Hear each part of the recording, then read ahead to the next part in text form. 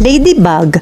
Ang mga ladybug ay mga simbolo ng kayamanan, kasaganaan, at pinaniniwala ang anting-anting ng swerte.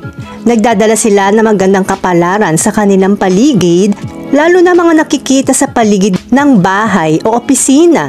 Ang mga ito ay nagpapahiwatig din ng swerte kapag lumipad sila sa iyong tahanan sa pamamagitan ng bukas na pinto o bintana.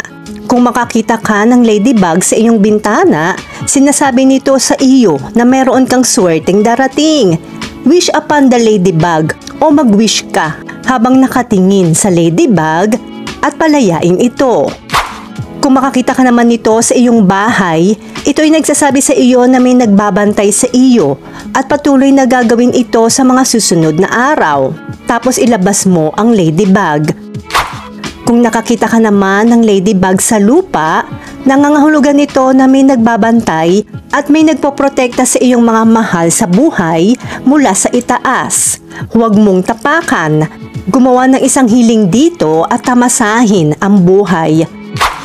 Kapag dumapo sa iyong katawan, may blessings na darating. Tandaan na bilangin ang bilang ng mga batik na mayroon ito. Ito ay kumakatama sa bilang ng mga buwan o taon na tatamasahin mo ang swerte. May mga nagsabi pa na kung mas mapula ang kulay nito, mas magandang swerte ang hatid nito. May mga kwentong bayan pa nga na nagsasabing kapag tumawag ang ladybug, susundan agad ang tunay na pag-ibig. Kaya tila napakaswerte talaga ng isang ladybug landing. Sa kabilang banda, ang pamahiin ay nagsasaad na ang pagpatay sa isang ladybug ay susumpa sa iyo ng malas.